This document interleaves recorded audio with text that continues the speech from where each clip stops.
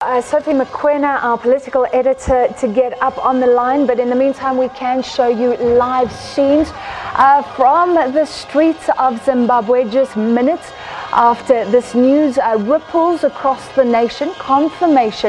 Official confirmation that President Robert Mugabe has resigned, and I guess he saw a lot of public outcry, public against him, his own party that has stood by him for decades, not standing with him anymore. And really it still seemed like after that statement on the weekend he would be defiant, but a few days later he has taken the hint perhaps and decided to voluntarily resign. We do have Sophie Mokoena up for us. Sophie, just tell us what you're seeing tonight. Well, let me say first, history is made after many years that Zimbabweans have known only one leader since independence. Today, a new era, a new leader is expected to take the reins, and I guess that is likely to happen tomorrow or Friday. As there were reports earlier on that Mnangagwa is on his way to Zimbabwe, I am sure that tomorrow Mnangagwa will be in Parliament. I'm sure Mnangagwa will be sworn in before Saturday. President Robert Mugabe has resigned. Earlier on, I can say last night, we got a tip-off when we wanted a live feed in Parliament. We were told that they will not broadcast the proceedings. And I said then, the broadcaster has a big story to do. I said President Mugabe is going. But indeed, it has happened. People are happy, people are jubilating, people are running across the streets, young people are singing, elderly men and women are celebrating. It's a celebration. You heard earlier on, I spoke to different political parties. They were united on this one, that President Robert Mugabe must go. Sophie, tomorrow the nation was preparing for mass action protests. Do you expect we'll now see a continuation of what we're seeing now, ongoing celebrations?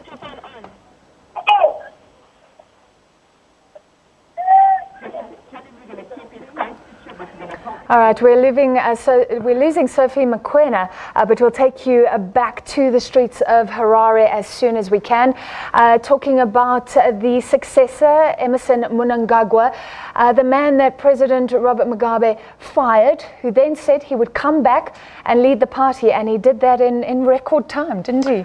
I can tell you, you know what, I was old enough to remember when Robert Mugabe came back into Zimbabwe from Mozambique, and the reception that he got, and when he was elected president, it was this kind of euphoria. The whole country was united behind him.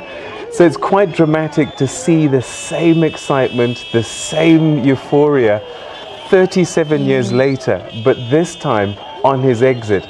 I think he had many opportunities over time, perhaps to bow out gracefully, and we wouldn't be seeing scenes like this, people celebrating his exit, because for a long time he was seen as the people's hero, the liberation struggle hero, and for it to come to this is quite sad actually, because he spent 10 years in jail defending his country against the Ian Smith apartheid regime. And for his own people to come out on the streets in these numbers, you know, is going to be a poor legacy for him. But this is what it is, you know, 37 years, it's been difficult for certainly the last 10 to 15 years in the country for the average Zimbabwean, 90% unemployment, and also not to forget the charges of human rights abuses, people being jailed, harassment of journalists and so on and so forth. So these scenes are an expression of relief, expression of hope, expression of wanting a better start, a new beginning. And these celebrations are going to go on not just through the night. I suspect we'll be seeing these scenes for quite a long time now, for the next few days certainly. It's very hard to put into words some of this raw emotion that we're seeing. You know, it's almost like when a child or someone has been jailed and put in confinement, and then suddenly is released. Yeah. And this is what you're seeing now, these expressions, because people were not allowed to speak out against the government, speak out against the president. And for them to express themselves like this, it's so many things happening at the same time.